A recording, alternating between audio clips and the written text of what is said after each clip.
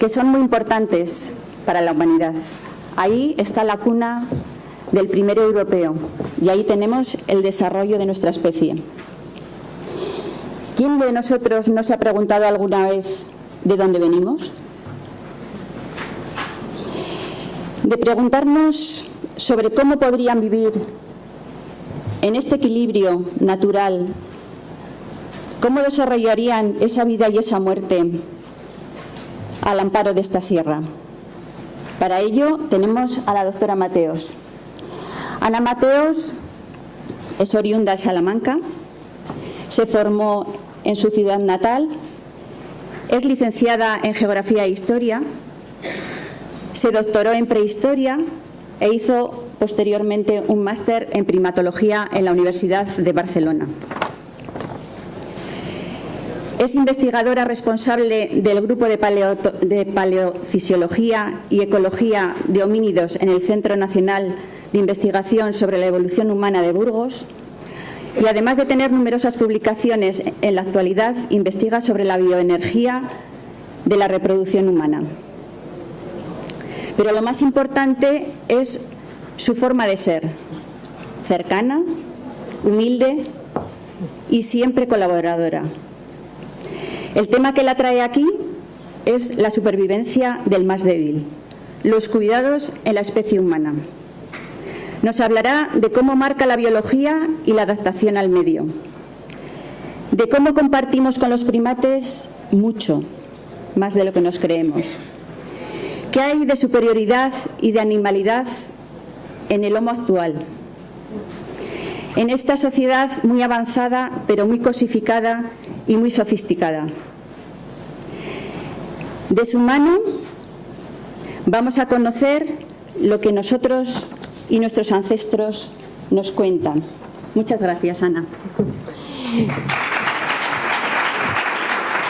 Muchas gracias, Susana, por tu cariñosa bienvenida y presentación. Y bueno, aprovecho para, ya sé que vamos mal de tiempo, aprovecho para dar rápidamente las gracias a todas las instituciones que han organizado este foro tan estupendo, que a mí me da realmente envidia. Como colectivo sois de los pocos que hacéis autocrítica y crítica de vuestros planteamientos y vuestras prácticas, y bueno, eso nosotros los científicos deberíamos hacerlo más a menudo. Así que os doy las gracias por hacerme partícipe de este foro, del que llevo toda la mañana aprendiendo muchísimo de vosotros. Espero que, bueno, en mi escala evolutiva vosotros podáis aprender algunas perlas que os voy a ir dejando. Yo no tengo respuestas para todo, ni la ciencia antropológica, ni biológica, ni la evolución humana tiene respuestas para casi nada, solo hipótesis de trabajo, pero esas perlas son las que yo os quiero dejar esta mañana,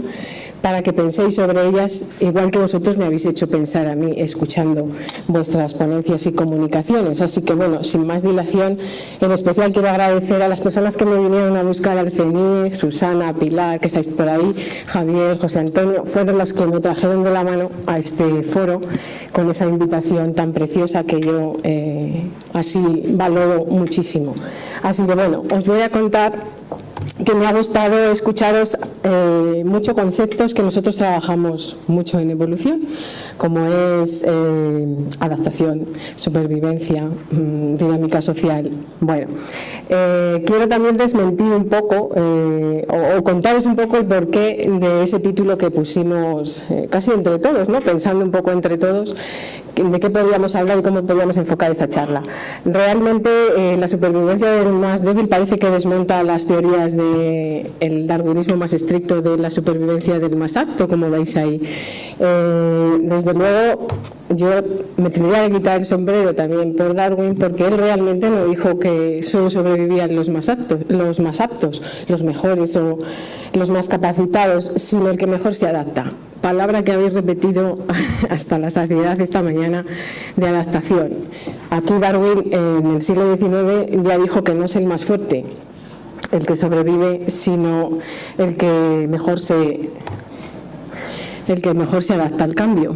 Y una de las cuestiones que nosotros tratamos más en evolución humana es la supervivencia. La supervivencia, y me vais a perdonar porque con este auditorio tan sabio nosotros hablamos a la ligera probablemente de individuo, de grupo, de colectivo y de especie. Nos gusta hablar mucho más de especie y yo sé que vosotros os interesa aquí y ahora el individuo per se y todas sus variedades. Pero nosotros en la evolución preferimos tratar, yo quiero dar esa visión de especie, porque al fin y al cabo en la supervivencia humana lo que interesa es el colectivo. Muchos organismos no sobreviven solos, la especie humana no va a ser una excepción. Sin ayuda, sin cuidados, la especie humana pues está abocada a algo que yo suelo decir bastante, que estamos abocados a la extinción si dejamos de adaptarnos. Otra palabra que ha salido, y me gusta que cada uno hemos preparado la charla por nuestra cuenta, pero parece que al final hemos hecho como una tormenta de ideas, es la fragilidad, la vulnerabilidad, el envejecimiento. Son sinónimos que han salido aquí a la palestra y que muchos organismos, en muchas especies, son frágiles. Y el ser humano además reconoce, a medida que avanza el tiempo, ese tiempo que los de la evolución tenemos unos relojes un poco raros y diferentes a los de muchos otros colectivos, pues en esa escala de tiempo la fragilidad está presente en la especie humana, por supuesto, y además en la dimensión de cada individuo es consciente que a medida que pasa el tiempo es mucho más frágil y más vulnerable, a pesar de que al principio de la vida también lo somos. Esa es una de las partes de las que yo hablaré en esta charla, es al principio y al final de nuestra vida, cómo la fragilidad se asienta en la especie humana. Pero como no puede ser menos, y mi bagaje es el que es, las especies son frágiles porque los entornos también son frágiles. Y el hombre es en tanto en cuanto vive en un entorno, y muchas veces olvidamos eso. Olvidamos que el ser humano, la especie humana, el individuo, los grupos viven en entornos que también son frágiles y en los que muchos millones de años hemos vivido en equilibrio con esos entornos. Las crisis ecológicas, las crisis que hay ahora en el planeta, pues son debidos a que no hay un equilibrio entre los que vivimos y los entornos, o lo que nos ofrecen los entornos y la sobreexplotación de muchas, en este caso de nosotros, los humanos, que a veces nos hemos salido un poquillo del diseño, ¿no? Del diseño del que hablaremos ahora. Entonces, me gustaría eso, que vierais esta charla como unas cuantas perlas para reflexionar antes de comer, y así hacemos un poquito de hambre, entre la especie y su entorno. Obviamente, la primera perla que yo os dejaría es ¿qué afecta a la supervivencia como especie, como grupo, como individuo? En este caso, una cuestión que afecta probablemente a la supervivencia, y os estaréis pensando, es la evolución moldea nuestra supervivencia. Quiero decir, a medida que ha pasado los millones de años de evolución, los miles de años de evolución, hemos ido mejorando o simplemente adaptándonos, cambiando nuestra morfología, porque hay diferentes especies en los escenarios evolutivos.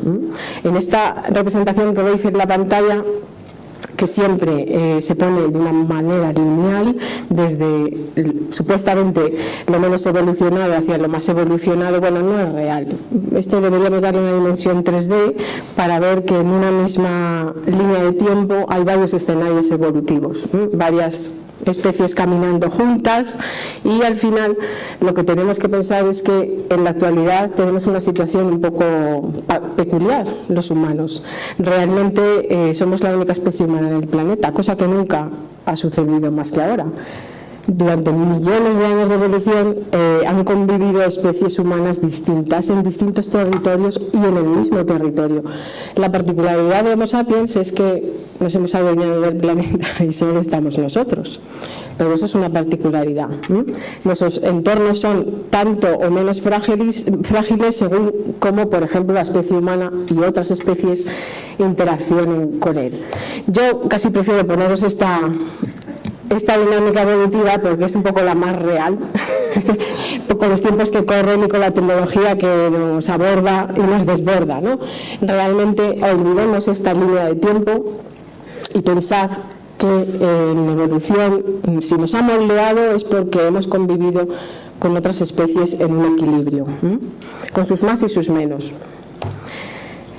Otra cosa que nos puede afectar, moldear, condicionar, cada uno lo interprete como quiere, pues probablemente tiene una dimensión biológica, como es nuestros genomas. A algunos estas interpretaciones pues le parecen demasiado limitantes o constreñidas, pero bueno, los genomas están ahí y dicen cosas y nos condicionan, nos influyen de alguna manera. Es cierto que yo en esta charla pues también traeré a colección esas diferencias que tenemos o semejanzas que tenemos con otras especies con las que somos hermanas en genoma, por ejemplo con los chimpancés, con los que compartimos casi el 97-99% de nuestro genoma.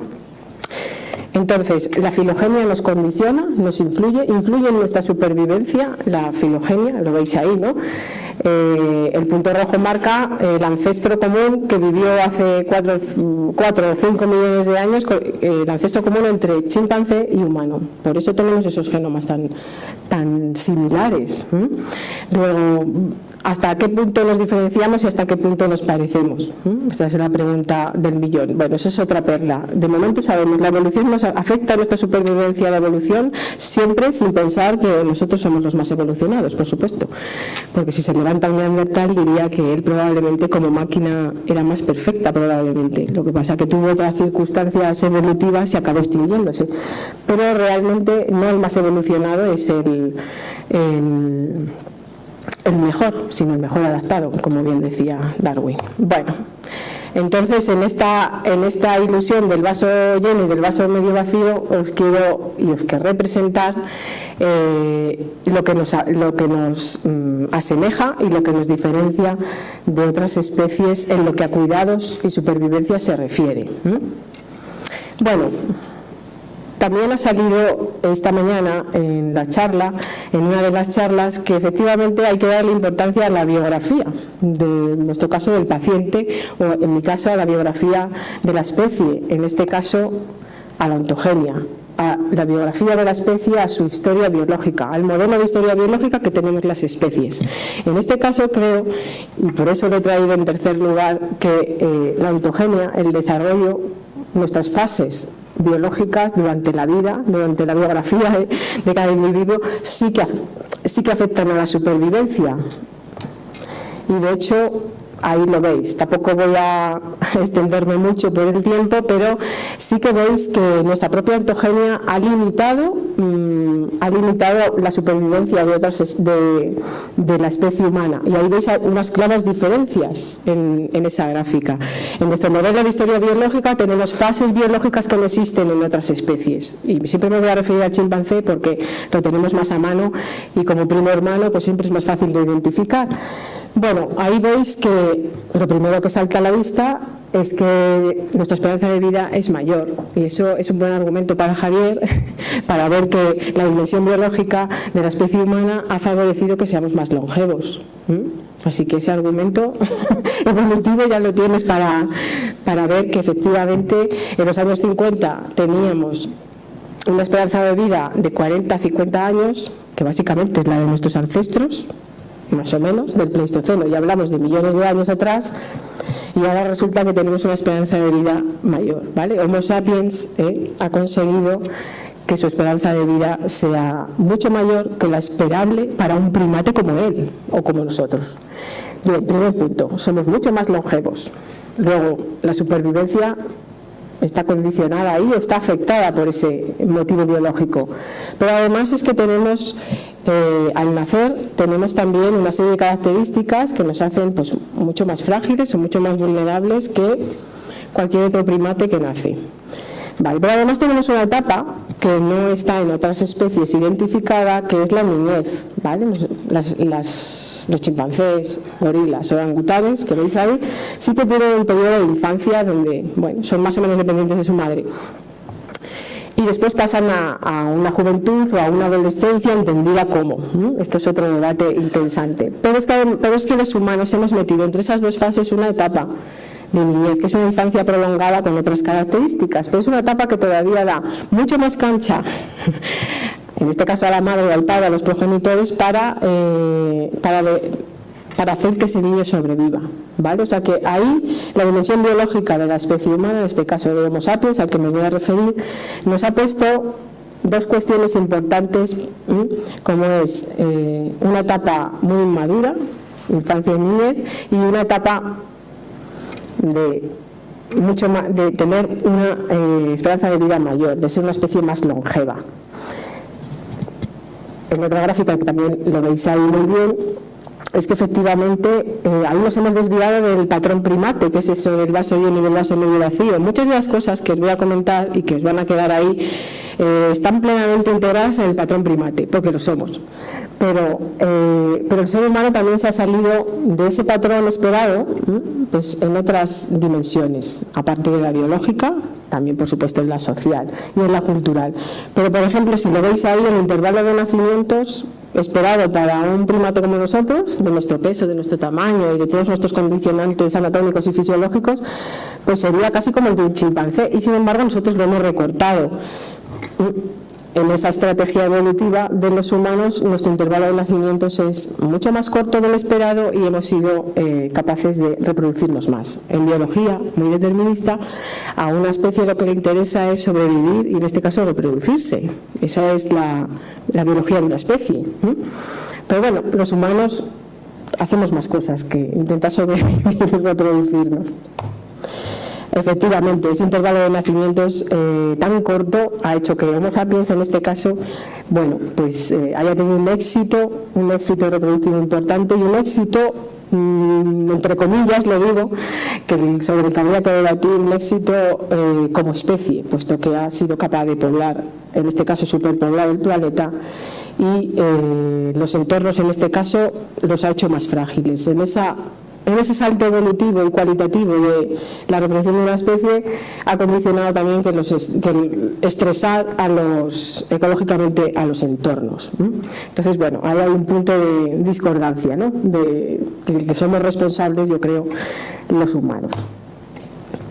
Pero como a mí lo que me gusta, y es para lo que he orientado esta charla, es la supervivencia entendida como en un colectivo ayudar a los individuos más frágiles, y me voy a centrar en las dos etapas de la vida que me parece que son más frágiles y que han salido repetidamente, como es la primera etapa de la vida y la etapa final. Entonces, obviamente los pequeños siempre son los más frágiles en todas las especies, y en el humano pues no iba a ser menos. Y esto lo marca también esa ontogenia de la que yo os digo, ese patrón de historia biológica que tenemos, porque nacemos pues antes de tiempo probablemente para lo que le corresponde a un primate, por ese desfase que tenemos entre el crecimiento y el desarrollo de nuestro cuerpo y el crecimiento y desarrollo de nuestro cerebro. Realmente el individuo, el neonato humano, es un individuo muy vulnerable, pues que requiere de los cuidados de su progenitora, en este caso, de su madre, para poder llevar a término, por lo menos en primera instancia, el desarrollo y el crecimiento cerebral, que es el que le corresponde. Hasta que pasa un año y pico, eso lo mejor lo sabéis vosotros que conocéis y que cuidáis a la especie humana en la actualidad, pues un año y pico por lo menos tarda ese cerebro en alcanzar el estado de desarrollo que le correspondería a ese humano. Luego pues tenemos el desfase de que esos grandes cuerpos en grandes cerebros en grandes cuerpos pues tienen sus desfases ontogénicos de vamos a darle prioridad al cerebro y después ya empezar a crecer el cuerpo, ¿vale? Obviamente, si nos comparamos con un pequeño bebé, una pequeña cría de gorila o de chimpancé, pues no tienen esos problemas, porque ellos nacen suficientemente inmaduros y suficientemente maduros para alcanzar la autonomía mucho más pronto que un bebé humano. Y como no todo iba a ser dimensión biológica, ya sé que voy rápido, pero lo estoy haciendo aposta para establecer un diálogo con vosotros después de tiraros unas cuantas perlas, ¿no? Que creo que es mucho más enriquecedor ver diferentes perspectivas de diferentes disciplinas y campos. Bueno, como no podía ser menos, tanto ser primate nos condiciona una dimensión social. La especie humana somos primates, pero es que además somos sociales. En este caso somos muy sociales. Y ahora que se llevan tanto los iconos, a mí me gusta mucho más estas otras fotos de sociabilidad, de comportamientos sociales en dos especies tan parecidas. Esa dimensión social, que es la que probablemente, junto con la ontogenia, haya influido más en la supervivencia y en los cuidados que damos al resto de los individuos del grupo, pues es la que también ha condicionado, en este caso, porque sigo con los individuos pequeños, con los individuos infantiles e inmaduros, pues es lo que ha condicionado también el modo de crianza, que es la especie, los humanos, los homínidos, somos de los pocos primates que hacemos una crianza cooperativa. Porque si veis en esa gráfica, significa que hay especies que son capaces de permitir que otros miembros del grupo o que otros individuos del grupo cuiden a sus crías. Los humanos somos unos de ellos, pero ahí nos hemos diferenciado de otros primates como los chimpancés, porque realmente los gorilas cuidan a sus crías, pues la madre y como muchísimo algunos otros individuos juveniles que haya por el grupo. Pero los chimpancés no permiten que otros individuos del grupo, sean o no parientes, cuiden a sus crías. Ahí los humanos sí que lo hemos conseguido.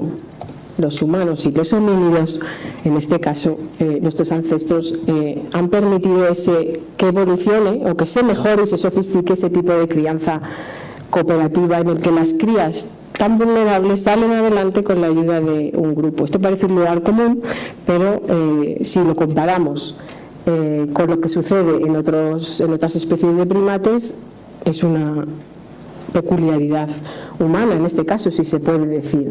Hemos conseguido que otras hembras, otras mujeres, otras personas del grupo, incluso tías, primos, sobrinos y gente que no tiene nada que ver con tu parentesco, sea capaz de cuidar a esa cría, en los ancestros y en la actualidad. Bien. Entonces, junto a la primera fase de la vida, pues obviamente la que más recurrencia ha salido aquí esta mañana, pues es la última parte de la vida. En lo que a humanos se refiere, como somos más longevos, pues tenemos todas esas circunstancias ligadas a una mayor esperanza de vida y envejecimiento que habéis comentado esta mañana. Y tenéis que pensar, biológicamente, muchos primates y muchos mamíferos y otras especies que no son mamíferos, una vez terminada su etapa reproductiva, se acabó su vida. Hemos venido para lo que hemos venido. Una vez me he reproducido y he llegado mis genes, se acabó mi papel en la biología. Sin embargo, la especie humana, después de su vida reproductiva, tiene vida posreproductiva y mucho más allá. Así que ahí el humano ha hecho algunas otras estrategias interesantes para alargar esa vida. En la actualidad, yo que siempre tiendo al pasado, pero en la actualidad vosotros mismos sabéis y decís y comentáis que, pues que hay unas estrategias para que todas estas personas, todas nosotros, tengamos un mejor final de la vida, con unas estrategias de cuidado que, pues que hay que refinar y que hay que mejorar poco a poco. Obviamente los individuos son conscientes, los individuos adultos o seniles, que es como nosotros los denominamos, son muy frágiles y ellos probablemente sean conscientes, todos somos conscientes de eso, que los sistemas envejecen, todos los sistemas envejecen, bien lo sabéis. Entonces, yo quiero referirme con especial cariño pues a esta etapa de la vida. Y os voy a traer lo poco o mucho que podamos saber de esta etapa de la vida hace millones de años. Aquí tenéis una bonita imagen, en este caso es una reconstrucción de un neandertal que parece un adulto, pero bueno, pues ya podría ser un individuo anciano, porque 40-50 hace millones de años ya era la decrepitud en este caso, ¿no? Porque no sabemos a ciencia cierta cuál es su esperanza de vida, pero obviamente los territorios y los entornos eran más hostiles. Y aunque tengas cuidados por parte del grupo, el entorno hostil hace que tu supervivencia esté también limitada y condicionada.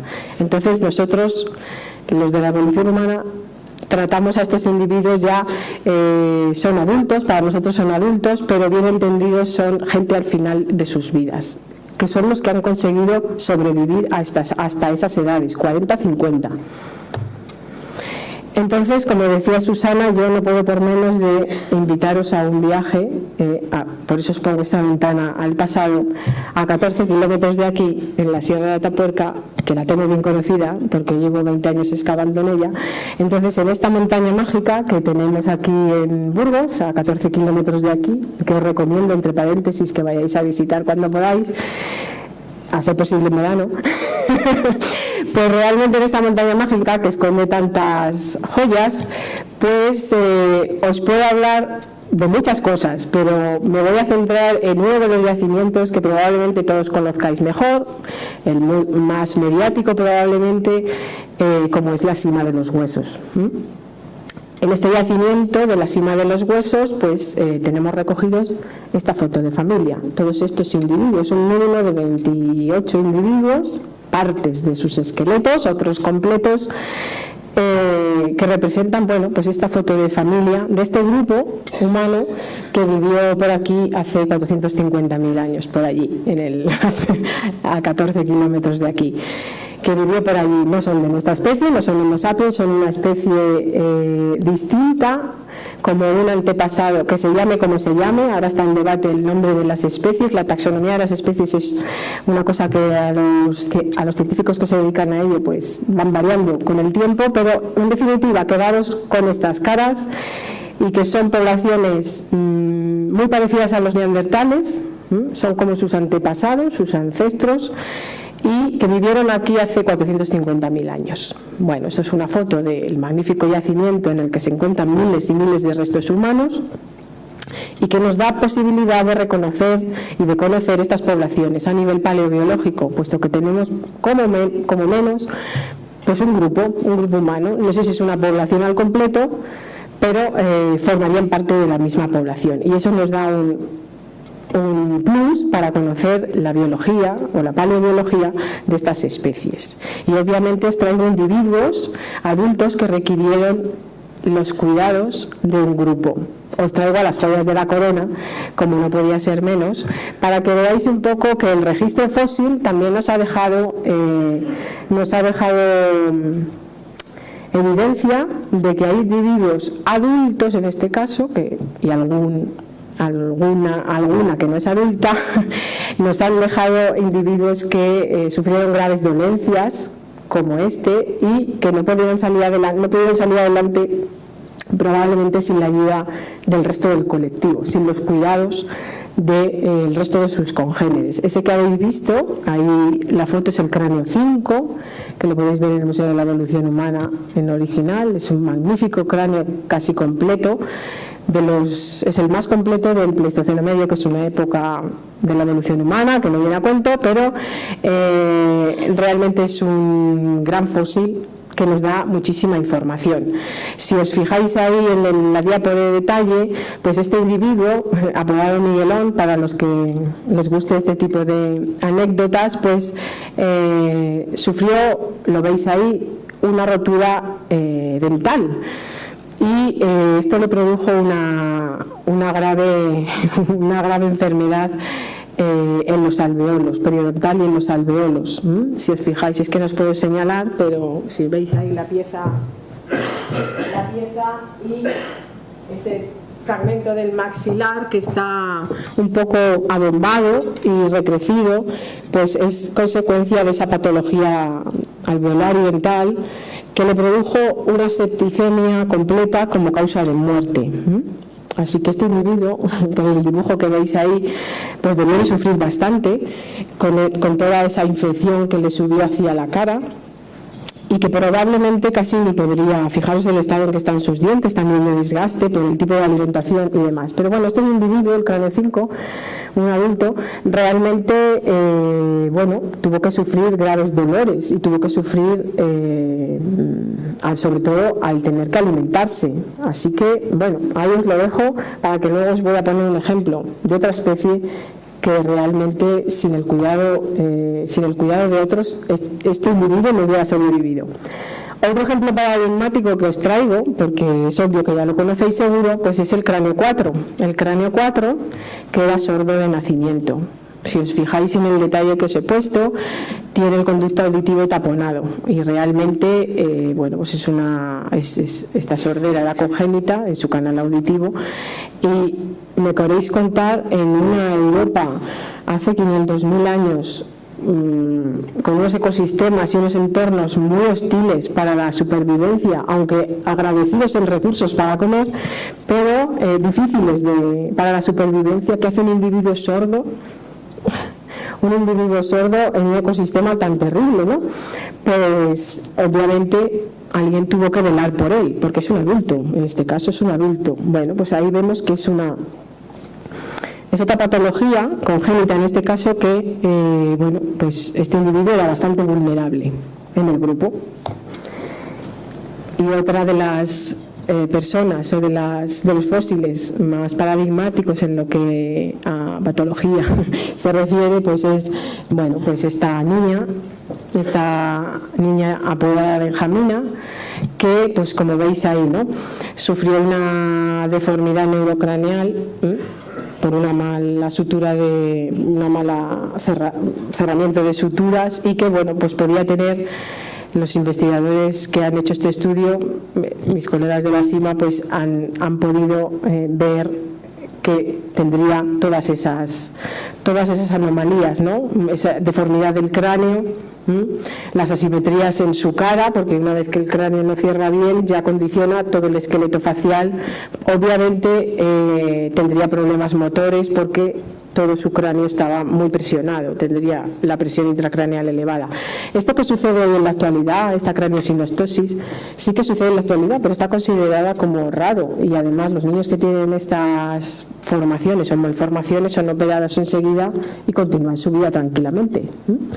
Pero en el Pleistoceno medio realmente esta joven, esta niña, tuvo que vivir con esas patologías, y obviamente tendría que haber sido ayudada por otras personas de su grupo. Estos son tres de los ejemplos más paradigmáticos de esas poblaciones de la SIMA, pero hay otros ejemplos en el registro fósil. Yo os traigo lo más antiguo, siempre os traigo lo más antiguo, porque a partir del Neolítico hay un montón de patologías y de traumatismos que son señeros también para ilustrar todo lo que os estoy diciendo, pero bueno, yo os he traído la parte más antigua, que es a la que nos dedicamos. Aquí tenéis otro individuo, este es el individuo de 3444 que veis ahí en la diapositiva. Bueno, este homínido es un homínido mucho más antiguo, de 1,8 millones de años, 1,8 millones de años, que vivió en Dmanisi, que es un yacimiento que está en la República de Georgia, en el Cáucaso, a las puertas de Europa.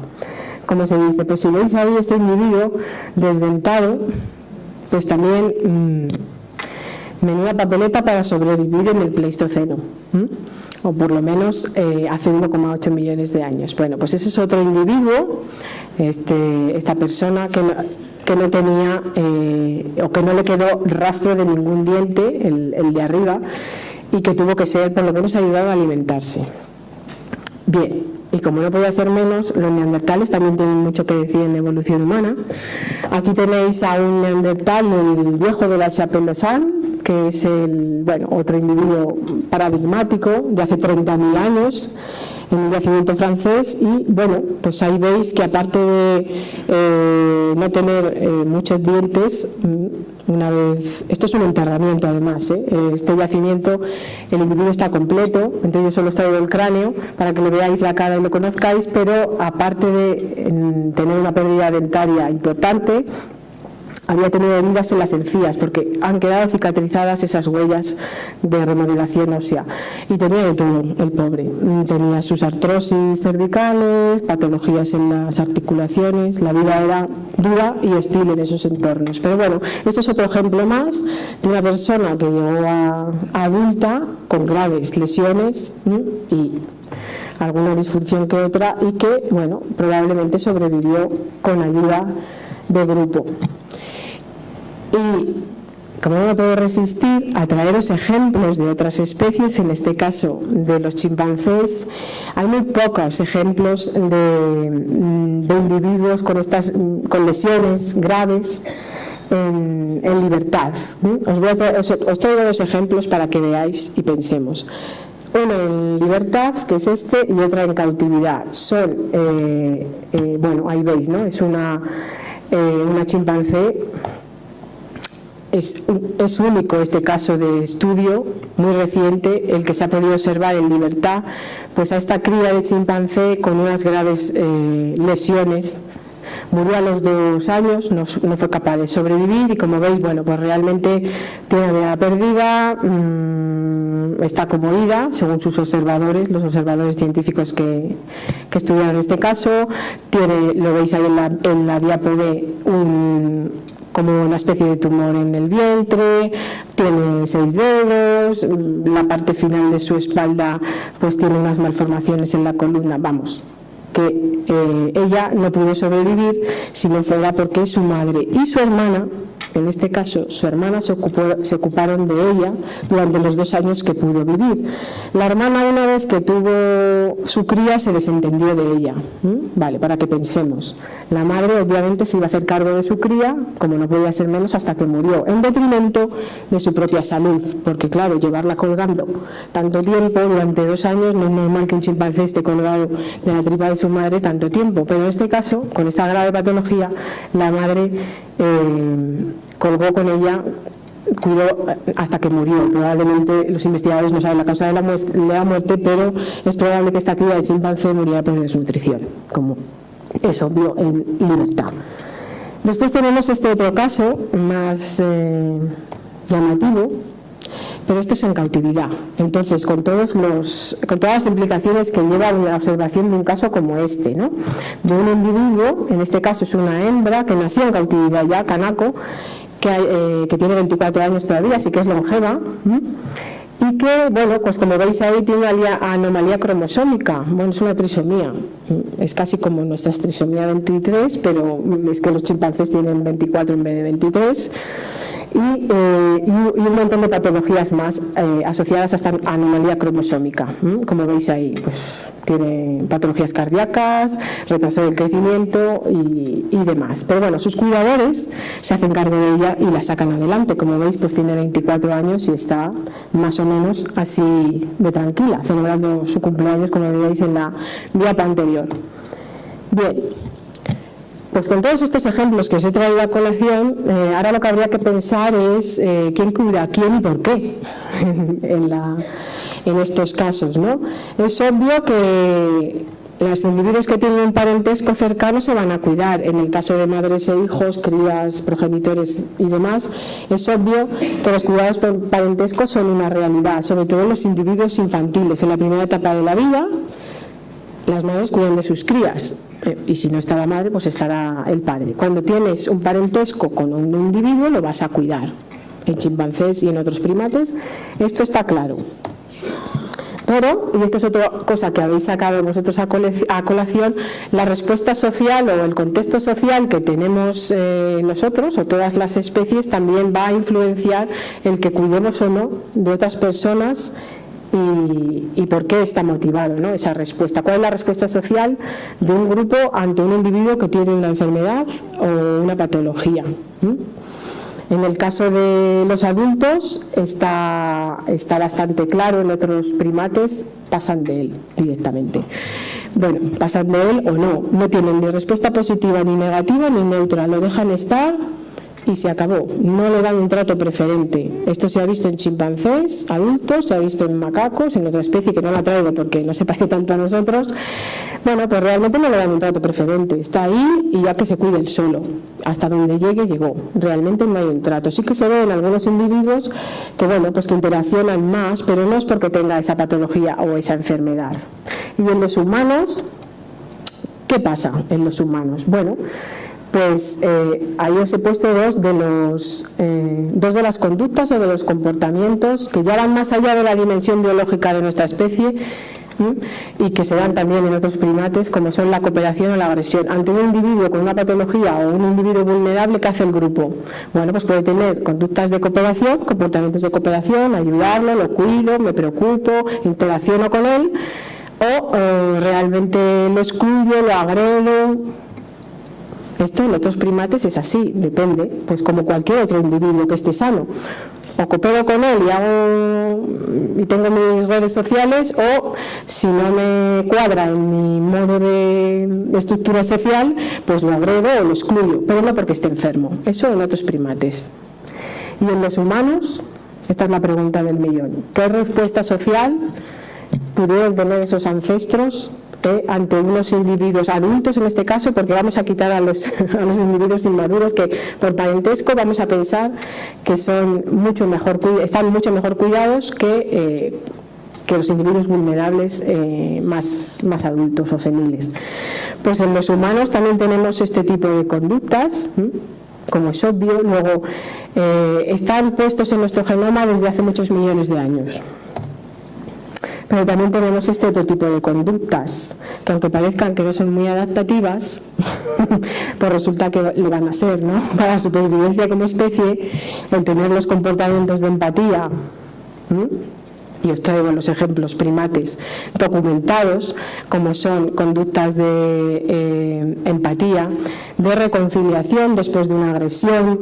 Son todas estas cosas que nos parecen tan humanas, pero que realmente están puestas en nuestro genoma desde hace muchos millones de años, solo que el humano le ha dado otra dimensión mucho más exagerada. Pero ahí veis, ¿no?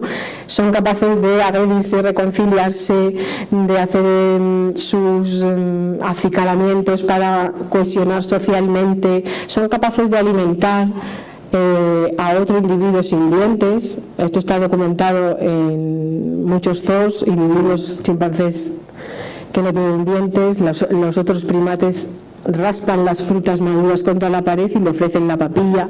Está documentado que se cuidan. O sea que realmente estos comportamientos de cooperación, de agresión y toda la mezcla están, y que tienen empatía hacia el que ha sido agredido, en este caso con comportamientos de reconciliación. Pero un comportamiento que también la genial Mafalda, en este caso genial Quino, nos recuerda, pues es el altruismo, que ahora no está nada de moda, el altruismo y la solidaridad, ¿no?, de la que hablaba Javier. Esta es la seguridad social que también se comenta en primates, en este caso, pero que el humano le ha dado una mayor dimensión. Es un comportamiento, el altruista, que sí que está en los chimpancés, por ejemplo, bien documentado, o por lo menos algo parecido, pero que el humano ha sabido llevarlo al máximo. En este caso ha saltado a la biología y en esa estructura social, en ese comportamiento social, ha sabido darle esa otra dimensión, ¿no?, de pensar en el colectivo. Y os digo que está documentado porque un caso paradigmático del altruismo en chimpancés son las patrullas fronterizas que hacen por el territorio. Es esa solidaridad a costa de tu propio beneficio personal, en este caso, bueno, del chimpancé de turno, que patrulla por el límite del territorio, por la frontera, a pesar de que supone un peligro para su vida. Eso significa que si tú patrullas por un territorio, por el límite de un territorio, y eres capaz de vencer al grupo del que es el territorio, los puedes echar, puedes ampliar tu territorio y tus recursos, amplías tu supervivencia, a pesar de que tu integridad como chimpancé, en este caso, está en entredicho. Muchos no vuelven de esas patrullas fronterizas, y otros casos en laboratorio, pero en libertad, el de patrullar para ampliar recursos y territorios en beneficio del colectivo, está documentado en libertad. Pero, como os digo, los humanos, a pesar de que ahora tenemos lo mejor y lo peor de la especie en el escenario de ahora, pues el altruismo es un comportamiento que está ahí a sangre y fuego metido en nuestros genes. Entonces, como lo veis aquí, ¿no? Dos ejemplos de los miles y miles de lo que es capaz de hacer el ser humano como especie, por otro, como colectivo y como individuo, por otros individuos y por otros colectivos. También hacemos barbaridades de las que me toca hablar, pero que realmente desde una visión evolutiva, pues esta es un poco la perla que podemos lanzar un poco para pensar, ¿no? Lo que queremos legar como especie, bueno, como individuos, como colectivo o como especie, lo que queremos legar a las generaciones futuras si llegan, pues no es eso, sino yo creo que lo más importante para la supervivencia es este otro mensaje del que el ser humano está diseñado evolutivamente para cooperar y para, para establecer lazos más allá de su dimensión biológica, que también le influye, ¿no? Así que realmente, bueno, entre todas las perlas que os he soltado así rápidamente en muchos años de evolución, con ejemplos paradigmáticos, realmente este es el legado que podemos dejar como especie, ¿no? Así hablando a muy alto nivel de abstracción. Si la especie es capaz de conseguir, Homo sapiens es capaz de conseguir que este sea el mensaje que prevalezca, ¿no? en el colectivo, y sobre todo eso, en colectivos como tan frágiles como los que vamos a tener a partir de ahora, solo por esperanza de vida. Y nada más, cualquier comentario o diálogo que se pueda establecer rápidamente será bienvenido. Muchísimas gracias.